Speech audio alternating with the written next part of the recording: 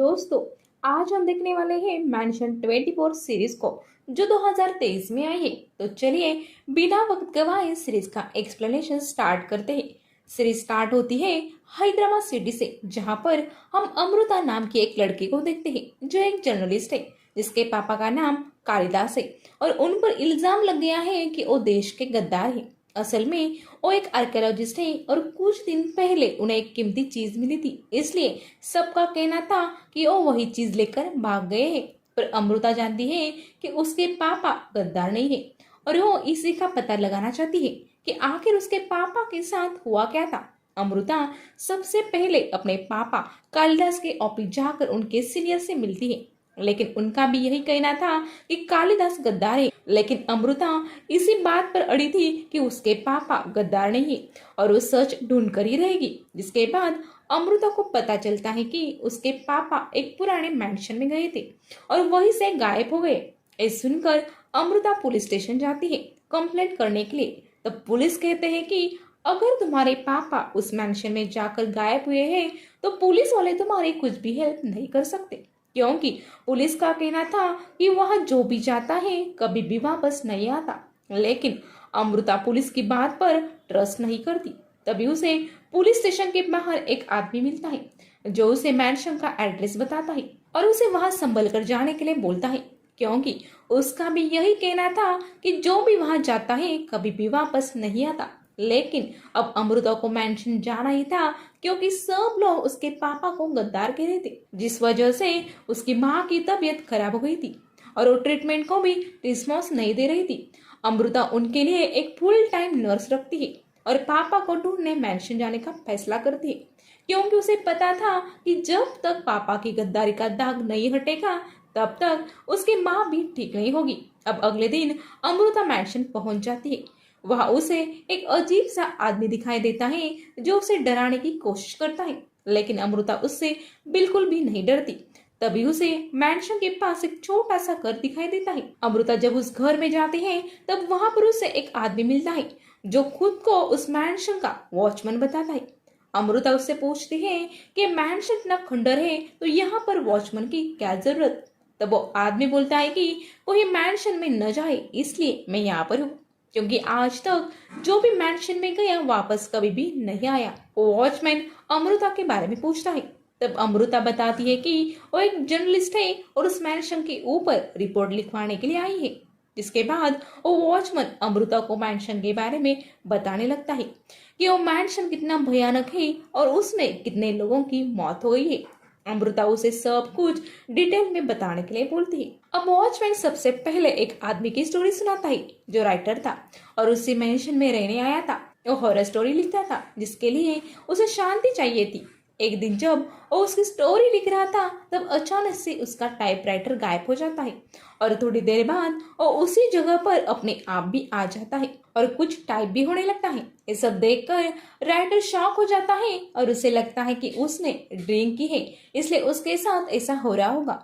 तभी उसे अचानक बच्चों की आवाज सुनाई देती है, जो सुनकर राइटर इरिटेट हो जाता है, क्योंकि उसे बच्चे बिल्कुल भी पसंद नहीं थे। इसलिए उन्हें डांटने के लिए राइटर दरवाजा खोलता है तो वहां पर उसे छोटे बच्चे का एक शूज दिखाई देता है। तब राइटर को लगता है कि यहाँ पर जरूर कुछ बच्चे हैं जो उसे तंग कर रहे हैं। अब दूसरे दिन राइटर मेडिकल शॉप पर जाता है और कुछ टैबलेट लेकर आता है। जब वो अपने फ्लैट में जा रहा था तभी उसे दूसरे फ्लैट से बच्चों की आवाज आने लगती है। वो बच्चों को आवाज लगाता है और उनके डोर पर नॉक भी करता है, लेकिन उसे कोई भी रिस्पॉन्स नहीं मिलता। तब उसे बाहर रख के शूज स्टैंड पर बहुत सारे बच्चों के शूज दिखाई देते हैं।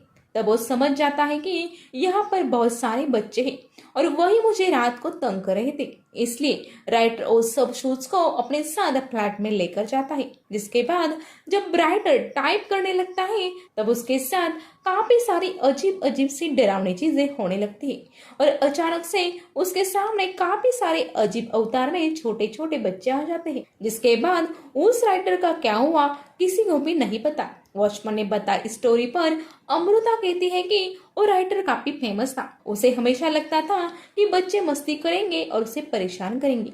यही डर उनके मन में बैठ गया था, इसलिए वो दूसरी जगह पर चले गए होंगे। वो गायब हो गए। इसका मतलब वो मर गए और मैंशन में घोस्ट है, ऐसा नहीं हो सकता। इसके बाद अमृता अपने घर चली जाती है और अगले दिन फिर से वॉचमैन के पास आती है। आज वॉचमैन फिर से उसे एक कहानी सुनाता है। एक कहानी एक सपना नाम की लड़की की थी जो पास ही के एक मेडिकल शॉप में काम करती थी।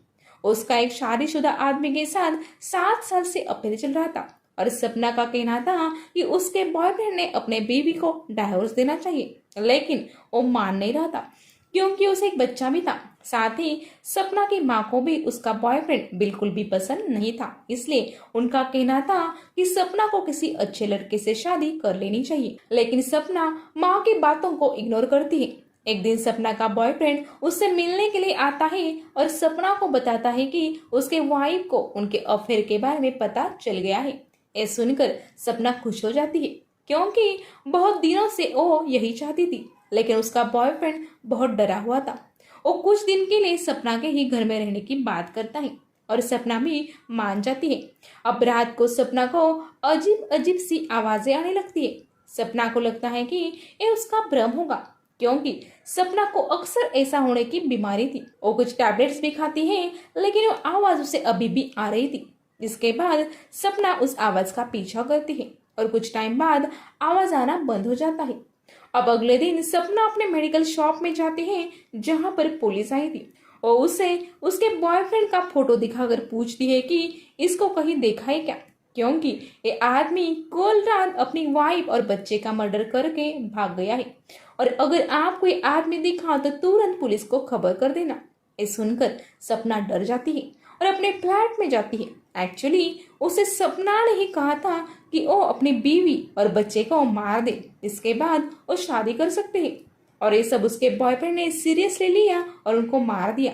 अब सपना डिसाइड करती है कि उसका बॉयफ्रेंड और वो यहाँ से भागकर दूसरी जगह पर सेटल हो जाएंगे। तभी डोरबेल बजती है। सपना डोर खोलती है तो उसका बॉयफ्रेंड था। ये देखकर सपना शॉक हो जाती है क्योंकि उसका बॉयफ्रेंड तो अंदर था। वो जब भागकर अंदर जाती है तब उसका बॉयफ्रेंड घोस्ट बन गया था। घर में अजीब अजीब सी चीजें होने लगी थी। अमृता ये सब देखकर डर जाती है और वहीं पर उसकी मौत हो जाती है। दूसरे दिन पुलिस को सपना की डेड बॉडी मिलती है। जब सपना की माँ से पूछताछ की जाती है तब वो बताती है कि सपना ने उसे बताया था कि वो उसके बॉयफ्रेंड के साथ है। पुलिस जब उसके बॉयफ्रेंड के बारे में इंक्वायरी करते हैं तब उन्हें पता चलता है कि सच में उसने उसकी वाइफ और बच्चे को मार डाला और बाद में खुद को भी मार डाला, यानी कि जो सपना के साथ था वो उसका बॉयफ्रेंड नहीं बल्कि उसका भूत था। अब जब अमृता ये कहानी सुनती है तो बिल्कुल भी नहीं डरती और वॉचमैन से कहती है कि सपना को इमेजिनेशन की बीमारी थी और जब उसे पता चला कि उसके बॉयफ्रेंड ने सच में अपनी बीवी और बेटी को मारा है तो वो खुद को दोषी समझने लगी क्योंकि ये सब करने के लिए उसने उसके बॉयफ्रेंड को कहा था, इसलिए वो ये सब इमेजिनेशन करने लगी और उसी में उसकी मौत हो गई। अमृता की बात सुनकर वॉचमैन शॉक था क्योंकि अमृता दोनों कहानी सुनकर भी थोड़ी सी भी नहीं डरी थी। अब अमृता घर जाती है तब उसे नर्स बताती है कि घर पर बहुत सी अजीब अजीब सी चीजें हो रही थी। तब अमृता उसे बोलती है कि तुम टेंशन मत लो, ये सब कोई जानबूझ के कर रहा है। अगले दिन अमृता फिर से वॉचमैन के पास आती है और वॉचमैन उसे फिर से एक कहानी सुनाने लगता है। एक कहानी राधा नाम की एक औरत की होती है जो अपने फैमिली के साथ उस मेंशन में रहने आई थी। उसके फैमिली में राधा, उसका पति, एक लड़का और एक लड़की, इतने लोग थे। राधा का पति कुछ भी काम नहीं करता था, इसलिए राधा मेडिकल शॉप में काम करके घर चलाती थी। रोज रात को सोने से पहले राधा के पति अपने बच्चों को उसकी माँ की कहानी सुनाते थे। वो कहते थे कि उसकी माँ गांव में लोगों के अंदर के भूत को निकालती थी और कुछ साल बाद उनकी मौत हो गई, लेकिन उन्होंने जाने से पहले राधा के पति से कहा कि वो जल्दी वापस आएगी और तब से राधा का पति उसकी माँ का इंतजार कर रहा है। दूसरे दिन जब राधा मेडिकल शॉप जाती है तब घर में उसका पति उसकी माँ को बुलाने के लिए कुछ तंत्र मंत्र करता है। वहां पर उसके बच्चे भी होते हैं क्योंकि वो भी अपनी दादी से मिलना चाहते थे। अब जैसे ही राधा घर आती है तब उसका पति उसे बोलता है कि उसकी माँ वापस आ गई है। राधा जब अंदर आकर देखती है तो उसकी बेटी बिल्कुल उसकी सास की तरह बिहेव कर रही थी और राधा से कहती है कि तुम घर को चलाते चलाते थक गई होगी, इसलिए तुम सब मेरी दुनिया में चले आओ, वहाँ हम सब आराम से रहेंगे। अगले दिन पुलिस को उस घर में पूरे परिवार की लाश मिलती है, क्योंकि पूरे परिवार को फांसी दी गई थी। एक कहानी सुनकर राधा वॉचमैन से कहती है कि राधा के पति को मेंटल प्रॉब्लम थी और वो बचपन से माँ को बहुत मानता था। उसे लगता था कि उसकी माँ जो कुछ भी कहती है वही सही होता है, और उसने अपने बच्चों को भी उसकी माँ की ही कहानी सुनाई, जिस वजह से उसकी बेटी उसकी माँ की तरह बिहेव करने लगी। और जैसा उसने कहा सबने वैसा ही किया और सब मर गए। और शायद ये भी हो सकता है कि राधा के पति ने ही माँ के प्यार में पागल होकर सबको फांसी दी होगी। अब वॉचमैन को लगता है कि एक कहानी सुनकर अमृता डर जाएगी, लेकिन ऐसा बिल्कुल भी नहीं होता। अब अमृता घर जाती है और दूसरे दिन फिर से आती है और वॉचमैन उसे फिर से एक कहानी सुनाता है। एक कहानी एक प्रेग्नेंट लेडी दिव्या की होती है, जिसे हमेशा ऐसा लगता था कि कोई उसे फॉलो करता है, और ये बात हॉस्पिटल में जाकर डॉक्टर को भी बताती है। तब डॉक्टर उसे साइकोलॉजिस्ट के पास भेज देते हैं। दिव्या जब साइकोलॉजिस्ट के पास जाती है तब वो उसे हिप्नोटाइज करके उसके पास्ट के बारे में पूछने लगते हैं। तब दिव्या बताती है कि शादी के कुछ साल पहले वो क्लासिकल डांसर थी और उसे एक राजू नाम के लड़के से प्यार हो गया था, और शादी के पहले ही वो प्रेग्नेंट हो गई, जिसके बाद उसने अबॉर्शन कर लिया। लेकिन उसका डिसीजन राजू को पसंद नहीं आया, क्योंकि वो शादी करके फैमिली स्टार्ट करना चाहता था। लेकिन दिव्या का कहना था कि उसे पहले अपना करियर सेट करना है और बाद में शादी और बच्चा। ये सब सुनकर राजू और दिव्या में बहुत झगड़ा होता है और राजू दिव्या से ब्रेकअप कर लेता है। उस दिन से दिव्या राजू से कभी भी नहीं मिली थी, जिसके कुछ साल बाद दिव्या के किसी और लड़के के साथ शादी हो जाती है और वो प्रेग्नेंट भी होती है। और जब से वो प्रेग्नेंट है तब से उसे बच्चों के चिल्लाने की आवाज आती है। डॉक्टर दिव्या से कहता है कि तुम्हारे मन में डर बैठ गया है, जो 2 से 3 सेशन में निकल जाएगा। जिसके बाद दिव्या अपने घर आती है। दिव्या घर में अकेली थी, क्योंकि उसका पति काम के सिलसिले में 4-5 दिन के लिए बाहर गया था। अब दिव्या को घर में भी बच्चों की आवाज आने लगती है। ये सब सुनकर दिव्या बहुत डर जाती है। तभी वहां पर राजू की आत्मा आ जाती है, जिसकी कुछ टाइम पहले एक्सीडेंट में मौत हो गई थी। और दिव्या से कहता है कि उसने उसके बच्चे को मार दिया।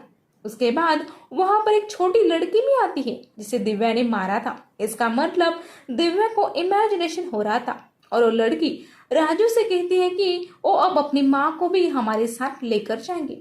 अब दिव्या डर से इधर उधर भागने लगती है और गिरकर उसकी मौत हो जाती है। अब वॉचमैन अमृता को बोलता है कि दिव्या ने जिस बच्चे का ऑपरेशन किया था उसी बच्चे की आत्मा ने दिव्या को मार दिया था। तब अमृता कहती है कि वो अपने डर की वजह से मर गई, क्योंकि उसने अपने बच्चे का अबॉर्शन किया था और उसी का गिल्ट उसके मन में बैठ गया था, जिसकी वजह से वो सब इमेजिन करती थी, जिसकी वजह से उसकी मौत हो गई।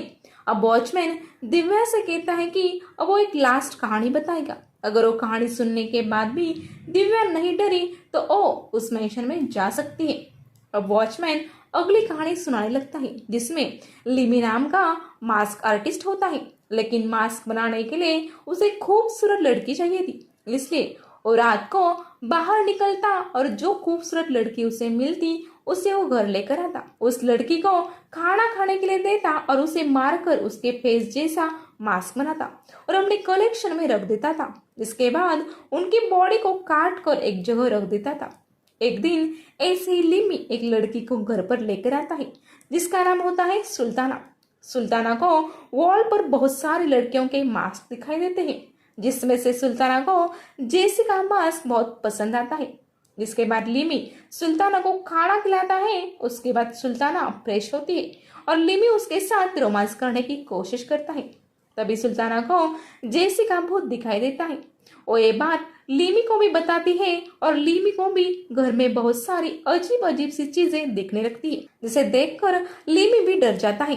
तभी वहां पर अचानक से जेसी का भूत आकर लिमी पर अटैक करता है और लिमी की वहीं पर मौत हो जाती है। और ये सब देखकर सुल्ताना भी पागल हो जाती है और उसे मेंटल हॉस्पिटल में भर्ती किया जाता है। अब वॉचमैन अमृता को बताता है कि सुल्ताना अभी भी मेंटल हॉस्पिटल में ही है। अब फाइनली ये स्टोरी सुनने के बाद अमृता थोड़ी डर जाती है और वहां से चली जाती है। दूसरे दिन वापस आकर अमृता वॉचमैन को बताती है कि लिमी ने राबिया नाम की एक लड़की को मारा था जो सुल्ताना की सिस्टर थी, और सुल्ताना ने उसे लिमी के साथ जाते हुए देखा था और तभी से राबिया गायब थी। और उसी का पता लगाने के लिए सुल्ताना लिमी के साथ उसके घर आई थी। घर आकर जब सुल्ताना राबिया का मास्क लेती है तब वो समझ जाते हैं कि राबिया मर गई है और उसे घर में बॉडीज भी दिखती है और वो समझ जाती है कि लीमी ने ही राबिया को मारा है और वो अब उसे भी मार डालेगा। इसलिए उसने भूत दिखने का ड्रामा किया और लीमी को मार डाला और अपनी बहन की मौत का बदला भी ले लिया और उसे जेल न हो इसलिए खुद को पागल दिखाया। अब अमृता वॉचमैन को कहती है कि अब उसे पूरा यकीन हो गया है कि ये मैंशन घोस्टेड नहीं है। अब वो मैंशन के अंदर जाती है तो वहां पर उसके साथ कुछ डरावनी घटनाएं घटने लगती है, लेकिन फिर भी बिना डरे अमृता अंदर जाती है और अंदर जाकर उसे उसके पापा की बॉडी मिलती है, जिन्हें देखकर अमृता एकदम शॉक हो जाती है। तभी वहां पर वो वॉचमैन भी आता है और वो अमृता को कहता है कि अब तुम्हें भी यही गाड़ देंगे और उसके पापा को भी उसने मारा है। एक्चुअली वो आदमी वॉचमैन था ही नहीं, वो अमृता के पापा का सीनियर था। एक दिन अमृता के पापा को बहुत बड़े खजाने का नक्शा मिला था और वो उसके बारे में गवर्नमेंट को बताने ही वाले थे, लेकिन उनके सीनियर ये नहीं चाहते थे।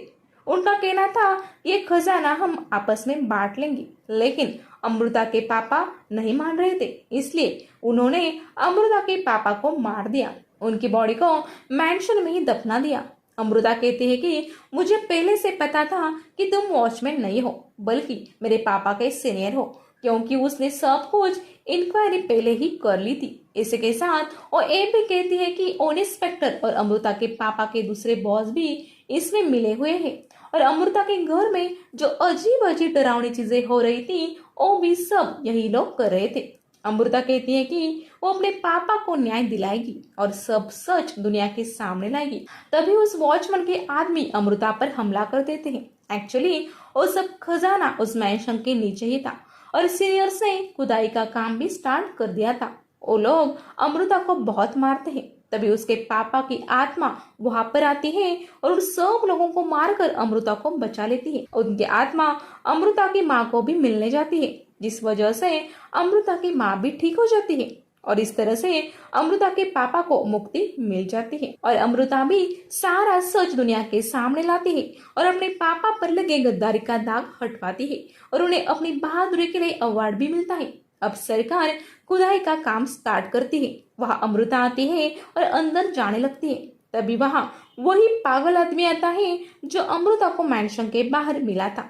वो अमृता को कहता है कि अंदर मत जाओ, क्योंकि आज तक जिसने भी उस खजाने तक पहुंचने की कोशिश की और जमीन में धंस गया, लेकिन अमृता उसकी बातों को इग्नोर करके अंदर चली जाती है। वहां जाकर उसे एक अजीब सा कॉइन मिलता है। अमृता जब उसे उठाकर देख रही होती है तभी वो जमीन के नीचे चली जाती है और गायब होती है, यानी कि उस खजाने तक कभी भी कोई भी पहुंच नहीं सकता था।